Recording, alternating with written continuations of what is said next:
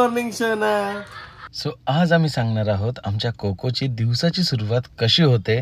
In short त्याचं daily routine मधलाच एक part, पण अतिशय महत्वाचा. जसं की कोको आता 7 महिने पूर्ण होऊन 8व्या महिन्याच्या मध्यवर्ती आहे आणि अजूनही त्याची मसाज चालू आहे का. त्याच्या मसाजसाठी आम्ही कोणतं ऑइल यूज करतो किंवा त्याच्या आंघोळीसाठी आम्ही कोणता बेबी शॅम्पू यूज करतो किंवा कोणतं बेबी लोशन यूज करतो. आणि सगळ्यात महत्वाचं बाळाचा आहार. आम्ही बाहेरचं सेरेलॅक यूज नाही करत, तर आम्ही स्वतः घरी, प्रिया स्वतः घरी सेरेलॅक बनवते. ही सर्व माहिती तुम्हाला आपल्या आजच्या या व्लॉगमध्ये बघायला भेटणार आहे. सो कुठेही जाऊ नका. तुमच्याही घरात जर बाळ असेल तर नक्की हा व्हिडिओ पूर्ण बघा. खूप इम्पॉर्टंट आणि इन्फॉर्मेशनने भरलेला हा आजचा व्लॉग आहे. सो झोपेतून उठल्यानंतर सगळ्यात पहिले कोको सोबत आम्ही थोडंसं खेळतो. त्यानंतर मग डायपर काढून टाकायचं आणि मग जातो कोको आमच्या फिडिंगसाठी. फिडिंग झाल्यानंतर पुन्हा थोडंसं खेळू देतो, म्हणजे ते पिलेलं दूध थोडं जिरून जातं. आणि मग वेळ येते ती बाळाच्या मसाजची. जेव्हा कोको 7 महिन्याचा झाला तेव्हा आम्ही त्यांची मसाज करायला ज्या ताई यायच्या त्यांना आम्ही बंद केलं, कारण त्या बोलायच्या की आता हा खूप उड्या मारतो आणि हा सटकण्याचे चान्सेस जास्त आहेत, त्यामुळे इथून पुढे मी माझी सर्व्हिस डिस्कंटिन्यू करते. सो म्हणजे त्या युजली काय करतात की फक्त बाळ जोपर्यंत जास्त ॲक्टिव्ह नसतं किंवा जास्त मुवमेंट करत नाही तोपर्यंतच मसाज करतात. आणि जशा त्या ताई गेल्या तसं जबाबदारी आली ती म्हणजे आमच्यावरती, मी आणि प्रिया. मग जो घरी अवेलेबल असेल तो करतो. यावेळेस कोमल होती म्हणून कोमल मावशीकडून आमच्या कोकोची एकदम परफेक्ट मसाज चालू आहे. हा व्हिडिओ फक्त एज्युकेशनल पर्पजसाठी आहे. यामध्ये बाळाला कोणत्याही प्रकारची हानी झालेली नाही. बाळाची सेफ्टी बघूनच आम्ही हे मसाज वगैरे व्हिडिओमध्ये शूट करत आहोत. लगेच कॅमेऱ्यात बघतो परत. सो बाळाच्या मसाजसाठी आम्ही हे साधारण तेल वापरतो. ऑलिव्ह ऑइल किंवा फिगर ऑइल वापरत होतो, पण त्याने ना आम्हाला काही चांगला रिझल्ट भेटला नाही, म्हणून हे आम्ही यूज करायला लागलो. बाळाची त्वचा इतकी नाजूक असते ना की थोडीशी हवा बदलली तरी लगेच कोरडी पडते. मी बाळासाठी सुरुवातीला खूप प्रोडक्ट्स ट्राय केले, पण काहीच उपयोग झाला नाही. मग मला माझ्या एका फ्रेंडने कोकोसाठी लिटल रिच्युअल्सचे हे प्रोडक्ट सजेस्ट केले, जे आता माझ्या बाळाच्या डेली रुटीनचा एक महत्त्वाचा भाग आहे. Little rituals multivitamin hair and body wash हे बाळाच्या त्वचेसाठी परफेक्ट आहे. रेग्युलर साबणामुळे बाळाच्या स्किनचं नैसर्गिक तेल निघून जातं आणि त्यामुळे त्वचा कोरडी पडते. पण हे hair and body wash skin मधील नॅचरल सॉफ्टनेस, मॉइश्चर बॅलन्स टिकवून ठेवते. यामध्ये विटॅमिन्स, बोटॅनिकल एक्स्ट्रॅक्ट्स आहेत जे त्वचेला पोषण देतात आणि कोमल ठेवतात.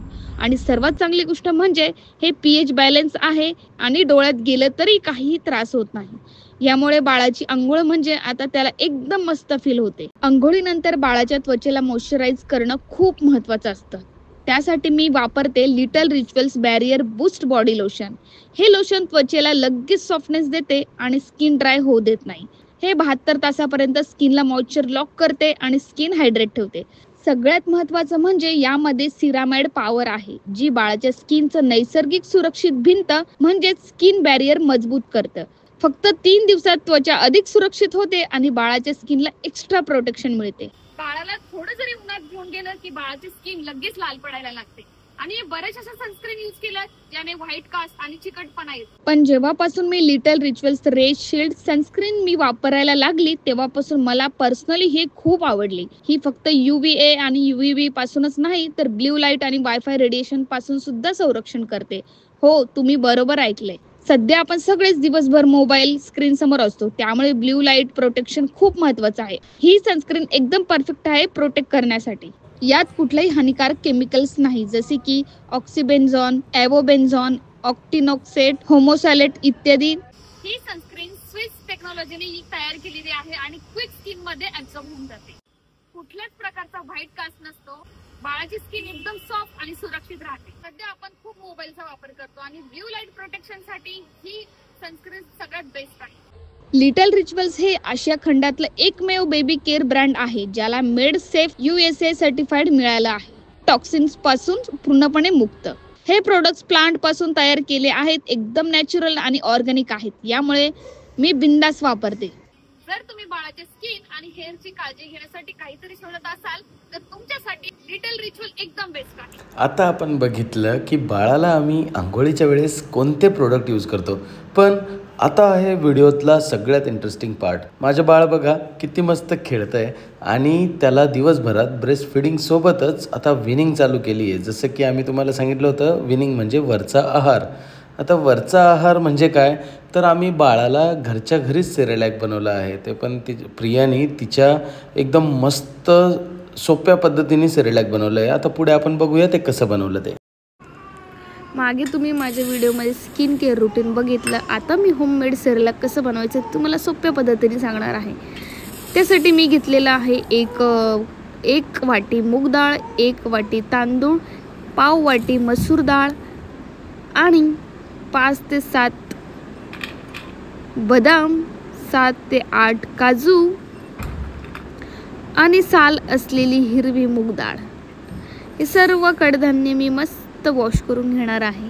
त्यासाठी मी काजू आणि बदाम अगोदर बाजूला करून ठेवले, कारण की मी ते वॉश नाही करणार आहे, ओले होऊन जातील म्हणून. आता हे सर्व डाळी मी एकत्र करून घेते आणि छान धुवून काढते स्वच्छ पाण्यात 2 ते 3. बाहेरील सेरेलॅक जे असतं ते आपण त्याच्यामध्ये प्रिझर्वेटिव्ह ॲड केलेलं असतं, शुगर ॲड केलेली असते, त्यासोबतच फ्लेवर ॲड केलेलं असतं. त्यामुळे बाळासाठी थोडं मला हानिकारक वाटलं ते. त्यासाठी मी विचार केला की चला घरगुती पद्धतीने नैसर्गिक नॅचरली सगळ्या काही गोष्टी आपण देण्याचा प्रयत्न करू, जेवढं आपल्याकडून होईल तेवढं. आता हे वॉश केल्यानंतरला मी एका चाळणीमध्ये मस्त पाणी घालण्यासाठी ठेवून दिलं.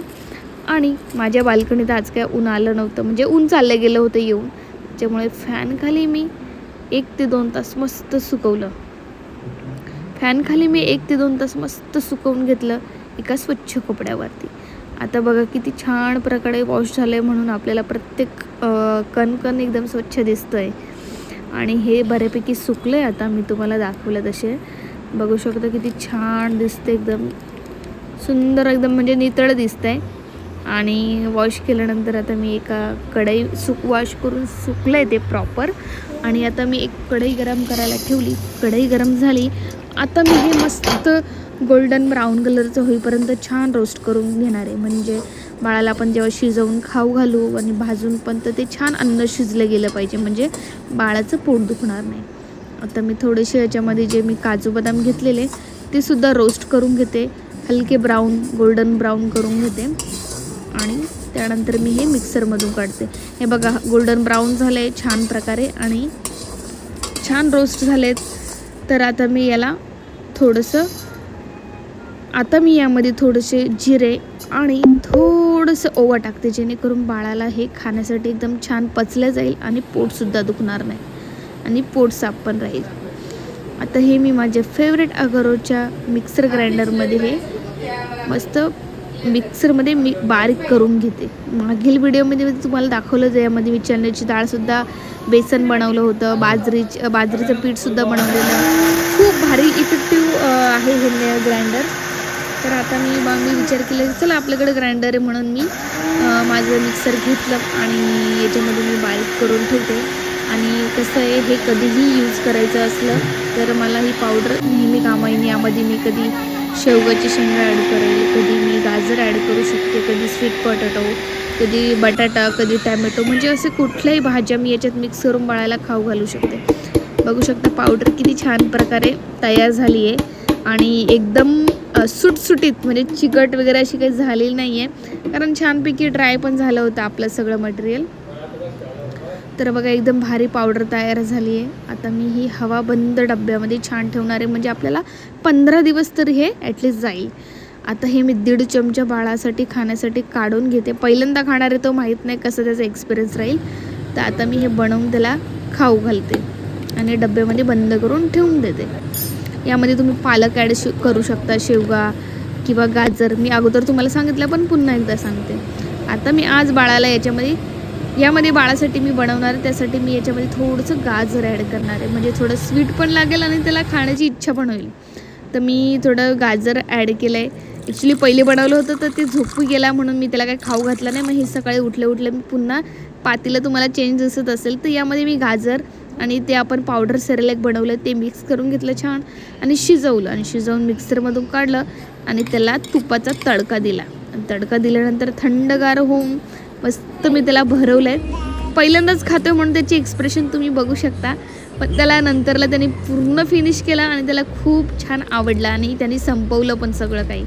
असंच नॅचरल पद्धतीने त्यांना बाळांना देत राहा आणि हेल्दी. 1 वाजता दोघांची मस्ती चालू आहे. रोज त्याला अशी मस्ती पाहिजे, तसं झोपत नाही तो.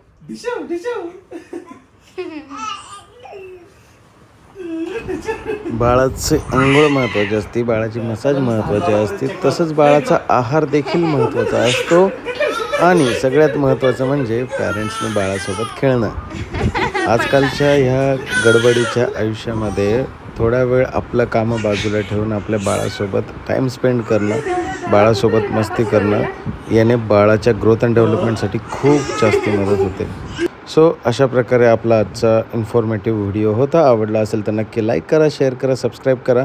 यापैकी 1 मिनिटचा जरी पार्ट तुम्हाला महत्त्वाचा वाटला असेल तर नक्की व्हिडिओला लाईक करा आणि पुढच्या व्हिडिओसाठी आपण लवकरच भेटूया. Bye bye, take care, good night.